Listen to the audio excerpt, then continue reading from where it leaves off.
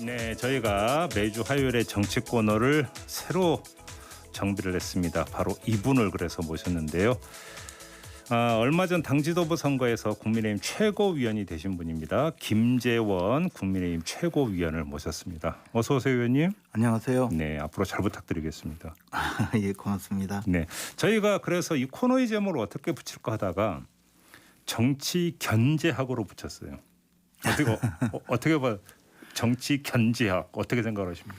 하여튼 뭐 좋은 이름 같습니다. 견제학, 견제하라 그 말씀이시죠? 그렇습니다. 예. 뭐 야당의 역할이 또 어떤 뭐냐면 견제이기도 하고. 이게 저 견제는 항상 비주류들이 하거든요. 주류는 마음대로 나가고 비주류는 못 나가게 발목 잡는 건데 제가 야당이니까 비주류인데 그 비주류의 비주류가 되어서 당내에서 다시 견제를 하는 역할을 하게 되었습니다. 알겠습니다. 당내에서도 비주류로서 또 주류를 또 견제하는 또 어떤 역할도 자임을 하시기 때문에 앞으로의 역할을 좀 기대를 하면서 또 저희 방송도 좀 풍성하게 해주시기를 부탁드리겠습니다, 위원님. 자, 오늘 한번 이야기를 좀 시작을 해야 될 것 같은데 일단 이전부터 좀 여쭤봐야 될 것 같습니다. 의원님이 어제 보니까 수리탄이라는 표현을 쓰셨던데 윤석열 엑스파일 있지 않습니까? 네. 자, 수류탄이라는 표현을 쓰신 것은 야권한테 결코 좋은 건 아니다 이런 이야기 아닙니까? 간단히 정리를 하면. 아니 뭐 우리 그 군대에서 수리탄 투척을 잘못해서 진지 내에 수리탄 터지면 많은 사상자가 벌어지잖아요.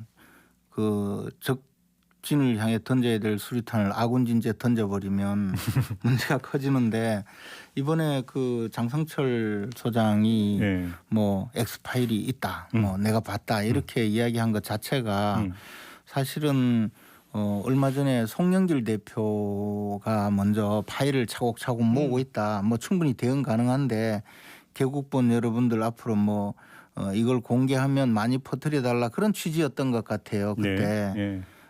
그랬는데 별 반향이 없었거든요. 왜냐하면 뭐 그저 늘 하는 소리겠거니 하고 말았는데 사실 아마 그 송영길 대표 입장에서는 파일이 있다고 하면 굉장한 파장이 되고 그게 뭘까 하고 일반의 관심이 있을 걸로 예상하고 그런 이야기를 한 것 같은데 전혀 반향이 없었는데 장성철 소장이 이 이야기를 하고 나서는 반향이 클 수밖에 없거든요. 왜냐하면 그분이 얼마 전까지도 우리 당에 비전 전략실이라고 있는데 네, 그 네. 비전 전략팀의 위원이었어요. 그러니까 당의 어떤 전략을 담당하는 핵심 당직자였거든요. 그런 분이 내용을 보고 그냥 봤다고 한 것도 아니고 맞기 어렵겠다. 방어하기 어렵겠다 그랬죠. 방어하기 어렵겠다. 그리고 내가 지난번 대선에서 홍준표 대표를 찍지 않았는데 이번에도 윤석열 이분은 찍기 어렵겠다는 식으로 쭉 이야기를 했으니 내용을 못 본 사람들은 저런 분이 이야기했으니 이건 뭐 끝난 거 아니냐 이렇게 생각하게 만든 거죠. 근데 엄청난 좀 뭐 수리탄 터뜨린 거죠. 궁금한 게 이분이 예를 들어서 뭐 방송 나가서 어떻게 하다가 이제 어떤 즉흥적으로 이야기한 것도 아니고 페이스북에서 글을 올린 거잖아요. 네. 그러니까 페이스북에 글을 올려서 이걸 밝힌 건데 그러면 작심을 했다고 봐야 되는 거 아니겠습니까? 왜 그랬다고 생각을 하세요? 그래 이제 그 부분에 대해서 많은 골똘히 생각하는 분들은 도대체 왜 그랬을까? 뭐 그런 입장이긴 한데 어쨌든 뭐 그분의 생각이 뭐 왜 그랬든 뭐 순수한 의미로 자기는 했다고 하니까 순수한 뜻이라고 하더라도 그러면 예를 들어 정말 내용이 이런 건데 이걸 어떻게 방어할 수 있겠느냐 막을 수 있겠느냐 하고 뭐 공개를 하고 일반에게 아예 뭐 알리고 윤석열 총장에게 이걸 뭐 공개하라든지 이런 게 아니고 그냥 계속 뭐 속칭 냄새만 싹 풍기면서 계속 이야기하니까 더 이게 이제 좋지 않은 결과가 계속 이어지고 있는 거죠. 한마디로 얘기하면 이적행위다 이런 말씀이십니까? 장성철 소장이 이적행위했다 이런 건가요? 아니 본인은 그런 뜻이 아니고 이제 뭐 우리 당 입장에서 그 보기에는 이런 내용이 있는데 네. 이걸 제대로 방어가 되겠느냐 뭐 그런 취지로 이야기했다고는 하는데 이걸 이제 이적행위냐 아니냐 그런 문제를 따지려면 우리 당내의 어떤 분위기 같은 거 당내의 대응 방향에 대해서 간단하게 좀 봐야 되는 게요. 네. 이준석 대표 입장은 윤석열 총장이 우리 당에 들어오면 우리가 전문적인 어떤 조언도 해주고 도와주겠다. 이제 그런 입장이거든요. 그러면 아직 입당을 하지 않았으니 사실은 우리 편이 아니다. 네. 뭐 그런 입장으로 들릴 수가 있잖아요.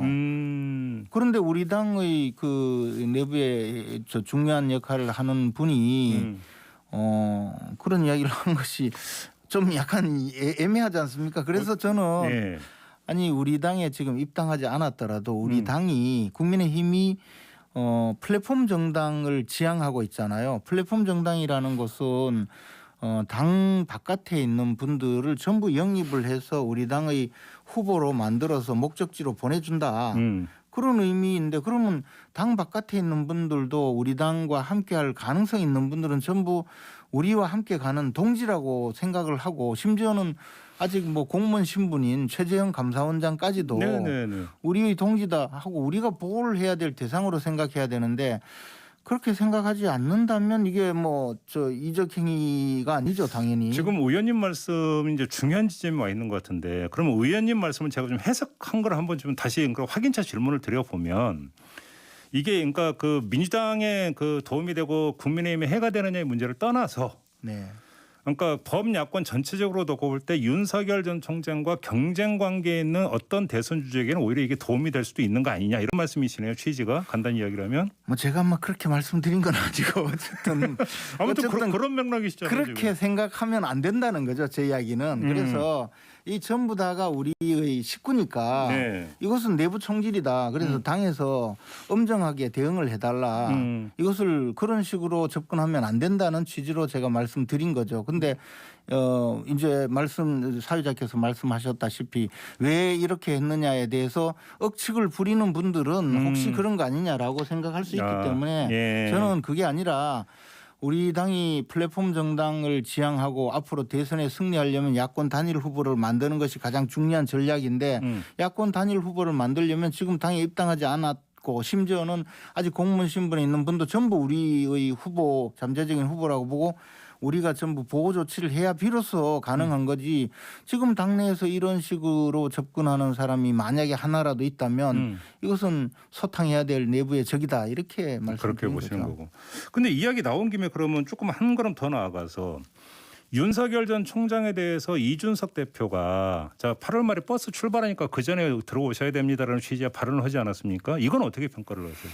그러니까 이제 입당을 요구하는 것은 저는 충분히 당대표로서 맞다고 봐요. 그리고 이제 뭐 시한을 정해서 그때 안 되면 버스가 출발한다 이렇게 이야기하는 것도 충분히 뭐 당대표로서 정확한 어떤 방향이라고 보는데 다만 시한을 정하는 것에서 정확하게 우리가 생각은 해봐야 되는 것이 우리 당의 당헌 당규상 그 대선 4개월 전에 후보를 선정하게 되어 있거든요. 그러니까 11월 초까지 11월 9일까지는 그렇죠. 후보를 뽑아야 된다는 거고 그렇죠. 그리고 과거에 우리 당은 항상 한 달 정도 경선 기간을 뒀거든요. 그럼 10월 9일쯤에 이제 경선이 시작되어요. 그럼 역산하면 10월 7, 8, 9 이 무렵에 후보 등록을 하거든요. 지금 막차는 그 시점이다.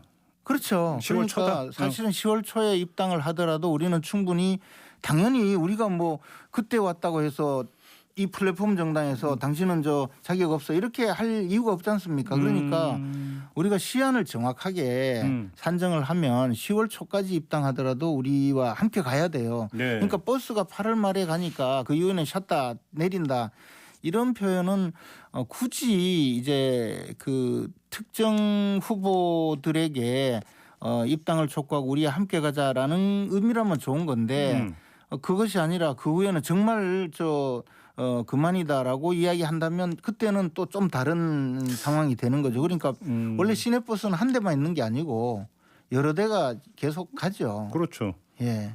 시내버스다. 버스가 뭐 한 대만 있습니까? 시외버스도 그렇고. 그러면 고속버스도 그것도 그렇고. 배차 시간에 간격이 따라서. 짧다 이런 말씀이. 예. 그러면 그러니까 이준석 대표는 왜 근데 8월 말로 못 박았을까요? 그러면? 아마 이제 그쯤 그 이후에 입당을 하면 당원들에게 일체감을 느끼기 좀 어려우니까 빨리 입당해서 우리와 함께 가자 이런 취지라고 생각이 됩니다. 그래서 뭐 나중에 뿅 나타나면 안 된다 이랬는데 제가 보기에 원래 스타는 또 짠 늦게 나타나지 않습니까?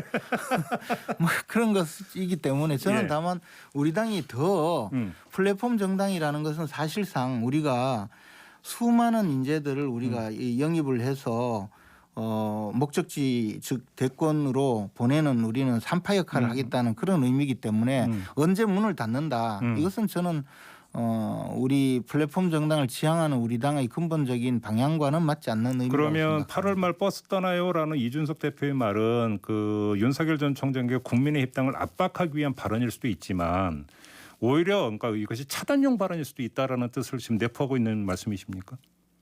아니요, 이제 뭐 하여튼 촉구하는 의미라면 저는 뭐 당 대표로서 당연한 말씀이신데 실제 우리가 시안을 역산해 보면 그렇지는 않다. 그러므로 너무 압박을 하면 한쪽에서는 이게 내가 저 당에 들어갔을 때 경선을 공정하게 관리해 줄까에 의심을 갖게 한다면 이건 또 문제가 생기는 거죠. 그 얘기로 연결해 줄 수 있다. 예, 그래서 좀 더 공정하게 우리가 오히려 우리 당은 이 경선 일정은 앞으로 이렇게 될 것이다. 그러면 후보들은 언제까지는 입당해 달라. 그렇지 않으면 어쩔 수 없다. 이 정도면 괜찮은데 어떤 후보들이든 경선을 앞두고 당내 경선이든 큰 경선이든 작은 경선이든 경선을 앞두면 굉장히 예민해지거든요. 지금 그 의원님 말씀대로 그러면 큰 일정에 대해서 일단 먼저 그 일정표가 나와줘고 제시가 돼야 된다는 말씀으로도 연결이 되는 건데 혹시 그런 문제를 최고위원회에서 그 논의를 해보셨습니까?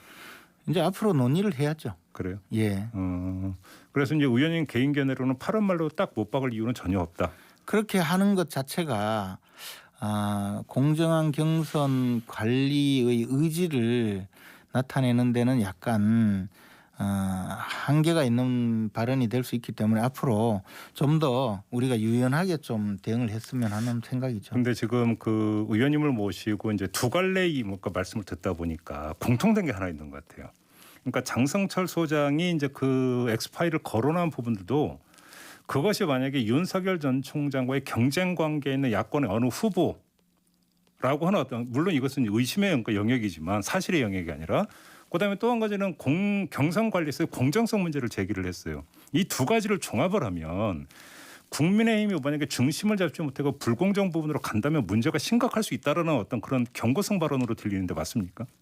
하여튼 뭐 저는 그런 인식을 갖고 있죠. 그래요? 우리 당 지도부는 엄정 중립하면서 수많은 인재들 우리가 이제 정권 교체가 목표라면 정권 교체에 도움이 되는 어떤 분이라도 받아들여서 심지어는 입당하지 않으려면 우리가 모셔오고 뭐 버스가 떠난 다음에 택시라도 보내서 택시비라도 줘가면서 좀 와주세요.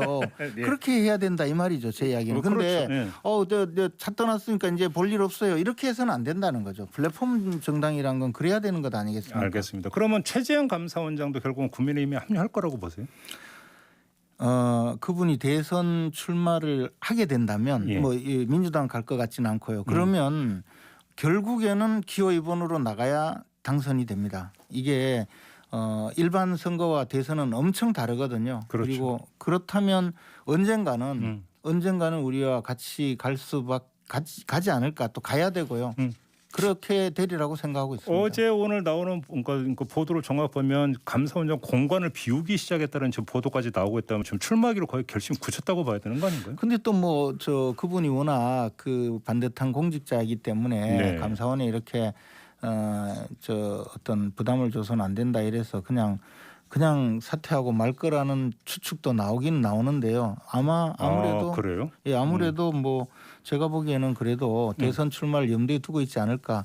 또 혹시 아직까지 의지가 없다면 제가 나서서라도 가서 좀 나와 달라고 부탁하고 싶은 심정이죠. 이게 그래요? 문재인 대통령이 한번 생각해 보셔야 될 게요.